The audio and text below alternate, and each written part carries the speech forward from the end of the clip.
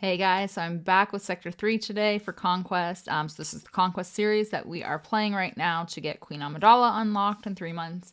And like I said, I've got Sector 3, so we're just going to go through the feats and kind of see what's working here.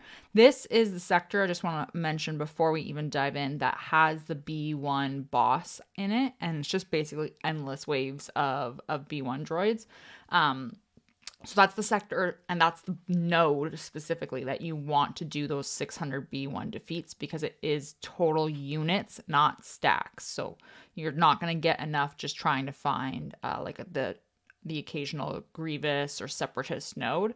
You definitely need to do it on this boss feat. Okay, so before we hop in though, I do want to say thank you so much to all of my patrons. Really appreciate your support. It does not go unnoticed. Okay, let's look at the feats. Really straightforward in this sector. You need to defeat 50 enemies with droid units, gain momentum 1,000 times. This is unbelievably easy. It sounds daunting. It is unbelievably easy. Attempt to inflict Purge 300 times and gain Foresight 300 times. So really straightforward. Unfortunately, there isn't a lot that overlaps. You've got Purges, Inquisitors, Momentums, Tuskens. Like there isn't a lot of overlap, unfortunately, even with the global feats. But because we have that B1 node at the end, that boss node, that's basically just a 10-minute unlimited wave. You can do a lot of these feats on that node and just spam your way through it, essentially. So that being said, I'm going to hop in and show you the footage, and that'll be that. Okay, guys, so I want to start with momentum, and I'm going to show you 2 different fights for this one. So the first one is going to be on my own account, and I'm going to go against the very first node. These are the discs that I've got set up on my account as of right now. Like I said, you need Tuskens to get momentum done, and you can do this in one fight. So my first node was a Carth Old Republic one. You're going to go in with your standard Tusken team, take all the Tuskens. Having Chieftain Zeta is helpful on the leadership here, just because it does stun lock your enemy, so you are a little bit more likely to survive if you care about surviving, but realistically all you really care about is momentum. The other thing you want to keep in mind is a couple of them are supports and healers, so they're going to hit pretty hard with the Zealous Ambition discs if you have those equipped. But other than that, it's really straightforward. I am going to speed this the hell up because it takes a little bit. So essentially you want to go against teams that have a lot of like out of turn attacks and turn meter gain, anything like that. And you're just going to stack up the momentum on your own Tuskens. Like you can see here, I'm going to lose this. Like spoiler alert, I don't win this fight. I don't care. Because I get 1,000 momentum in one battle. So you are just kind of going through the motions, and while they are doing their thing, you're gaining momentum. I'm going to do as many turns as possible, or abilities as possible, that will give me more momentum. So if your warrior is still alive, you definitely want to use her abilities that give momentum, particularly her first special. It gets you an extra 5 stacks. So like anything like that adds up, and then it just works. So like I said, that was against a Carth team that was on my own account, and one fight, all 1,000 momentum done. So it's the easiest 10 points you can do. This next one is obviously on Professor X. As you can see, I'm still at 0 out of 1,000 for it as well. And I will go in on an Imperial Trooper team. These are the discs that I have for Professor X right now, so slightly different than my own build. But like I said, I'm going to do a Trooper team, and his Tuskens are actually even worse than mine. In my opinion, I have not scientifically tested this because my Tuskens are not relicked. But in my opinion, it does work better if you have weaker Tuskens. That's at least what I've noticed anecdotally, but you should be able to get this done in one fight no matter what. Obviously, provided that you're going against the correct team. It also works really well against Phoenix squads. So if you don't have Troopers or Old Republic, you could try it on a Phoenix squad as well. But those would be my top 3 picks for squads to do this feat on. And like I said, you should be able to do this in one fight, no problem. Get the 1,000 momentum, get your 10 key cards, and move on to the next thing. So I will speed this up. Professor X does win this. Go figure that the weaker Tuskens do better than the not as weak Tuskens, but it's totally fine. So again, with this fight in particular against the troopers, I did try to take out Piet if possible. I just kind of wanted to go for him since I figured he would be the one that would be a little bit scarier.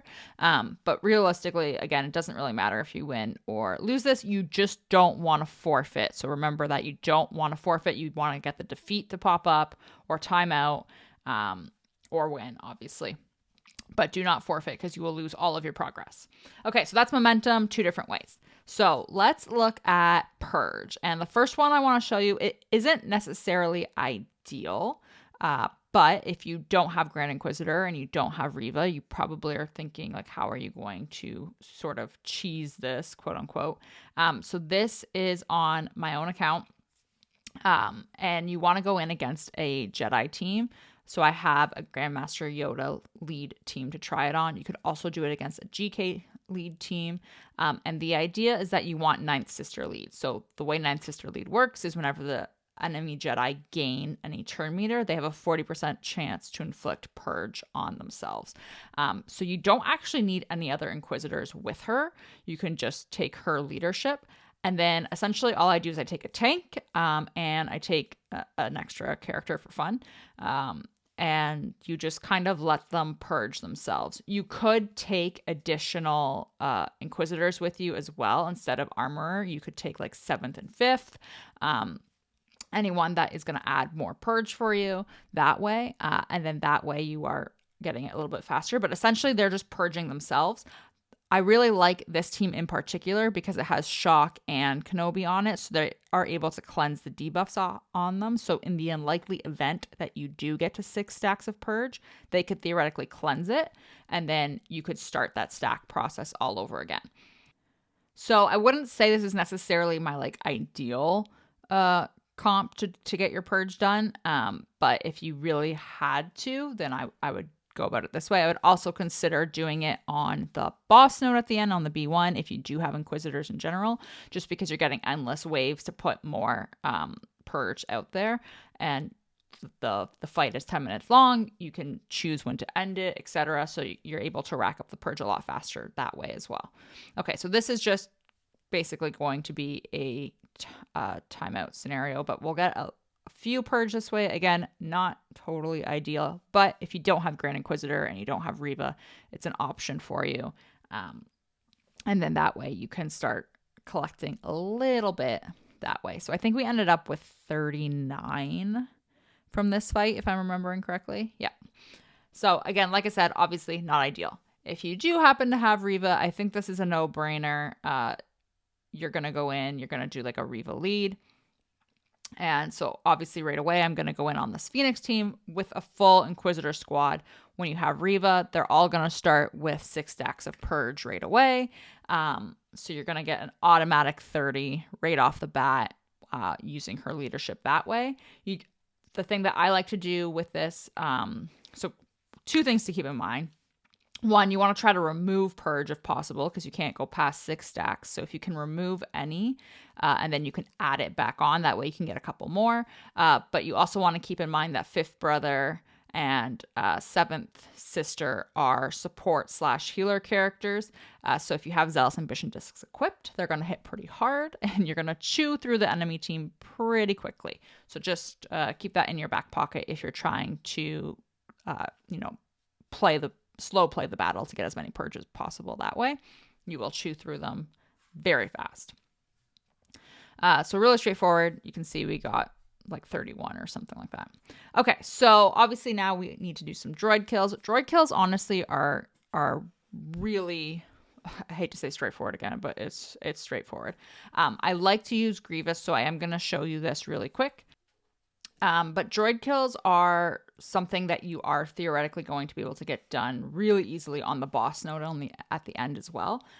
But pretty much anytime I see a Star Killer team, I am going to take a Grievous squad against them. So this is the standard Grievous squad I run. It's really straightforward. It counters Star Killer and Conquest really nicely. And pretty much the only character here that you need to worry about stealing your kills is Newt, and the likelihood of him doing that is pretty unlikely. Grievous tends to take them all for himself, which is totally fine. You're going to get your 5 droid kills, and you can call it a day and move on. But like I said, with that B1 boss node at the end, because we've got endless waves of droids to kill there, you're going to be able to get a lot of droid kills in on that node in particular. So I wouldn't necessarily worry about cheesing this, so to speak, on your way through the sector. I would kind of just do it naturally with my teams, see how many I get, and then I would pick up the rest on that boss node at the end, and just kind of wrap it up in a bow at the end of that. Okay.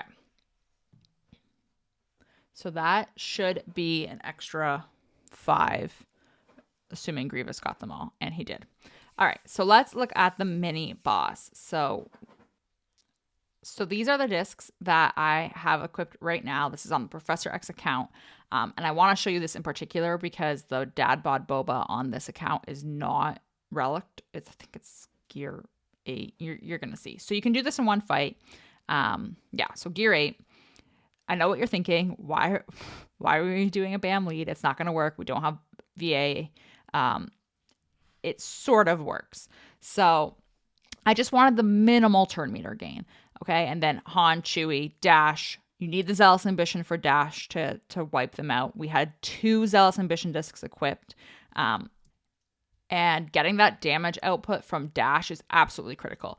The really great thing about this, though, is BAM can put damage immunity on Dad Bod Boba. So you get a little bit of survivability from that. He's got guard from Chewie, so there's a little bit more survivability there. And then Dad Bod is so slow because I don't even think he has mods, to be honest with you, that he stays in damage immunity long enough. But Dash just wipes them anyway, and you get both feats in one fight. So chef's kiss, beautiful.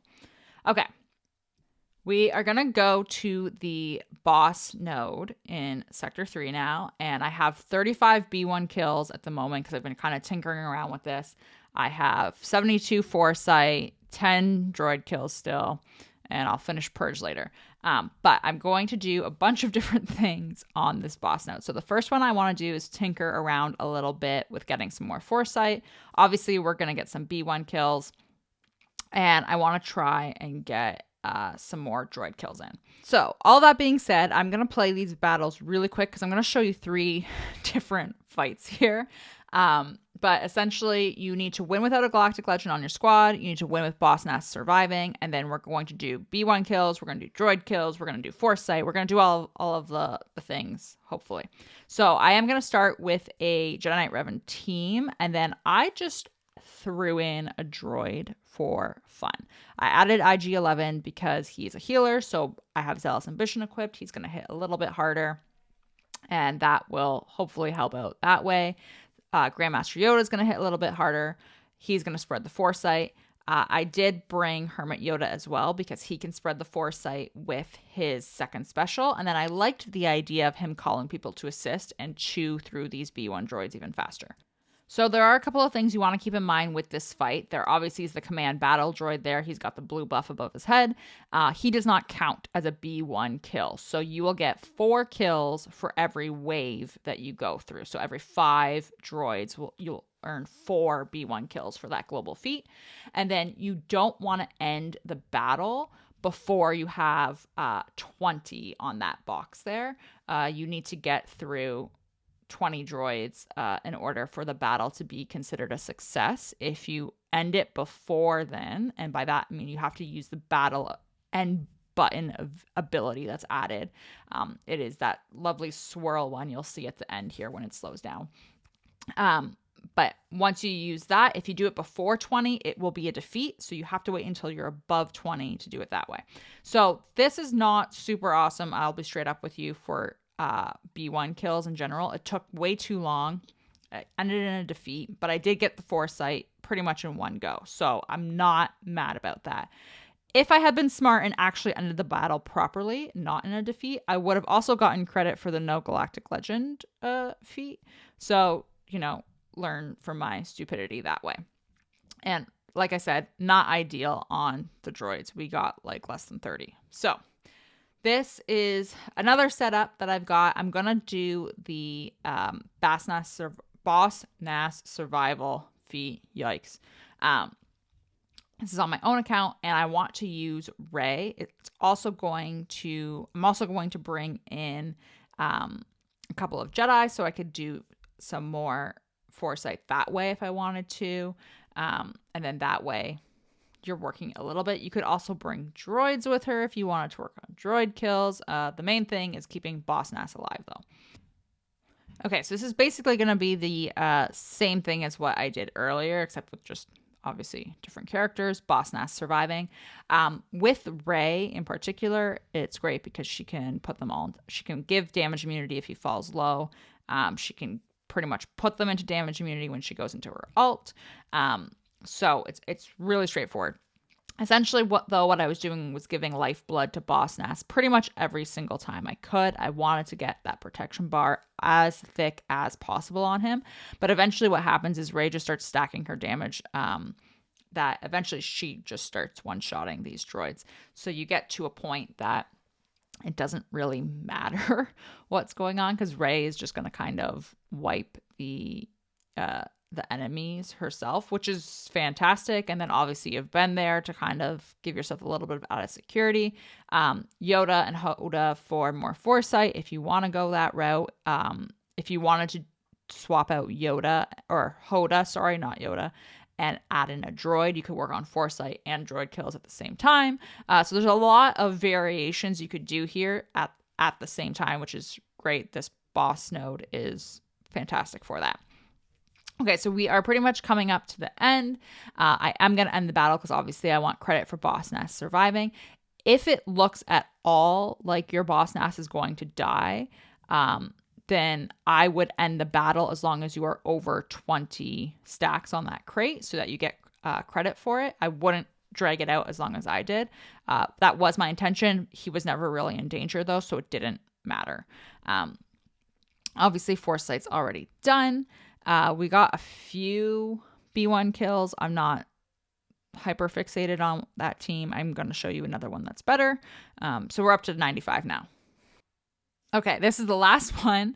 We're going in again on this B1 node. I'm at 115 B1 kills as of right now. I don't really care about the other feats in this sector except for the droid kills. But this is the PS. This is the one that you guys are going to want. So all I care about is B1 kills. Those are the discs I've decided to swap to for now. I added the stacking offense on here. I wanted to take as many turns as possible and hit as hard as possible, which is why I'm going to take Kylo Ren because he just stacks his offense and like his mastery stacks and all that really fun stuff that he just starts hitting harder and harder and harder. So that being said, I'm going to add Hermit Yoda for Master's Training. Also, if you really want, I guess, for Foresight, but mostly for Master's Training. I'm going to add Armorer because I want to put 3 Beskar stacks on Kylo so that he's countering. And then we're going to add 2 droids for shits and giggles to work on that feat. You don't necessarily have to. If you want to chew through this even faster, you could leave it off and just go in with Kylo, Armorer, and Hermit Yoda. So once you get to 3 stacks of Beskar armor, you're going to put that on Kylo because that's going to give him a 100% counter chance. So if the B1s happen to take a turn and hit him, he can, counter basic, do some damage to them. And because his offense is stacking and ramping so nicely, he will eventually just start one-shotting these droids, which is beautiful. I did the Master's Training, obviously, so that I could call the assists. Eventually, as you can see, everyone else dies off.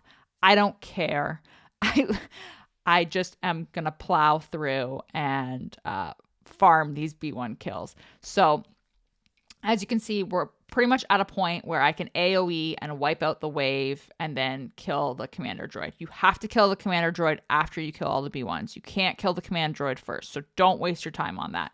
Go for all the B1s, kill the command droid afterwards, and then just keep AoEing and spamming like crazy. Like I mentioned earlier, you will get credit for 4 out of 5 droids on the wave because the command droid does not count.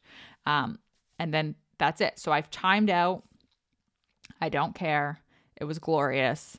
Kylo did all of his beautiful, maddening things. We didn't get very many droid kills, but again, I don't care. I'll take a Grievous team in there and smack them around later on. all I care about is the B1 kills. And we are now at 279. So I will take that.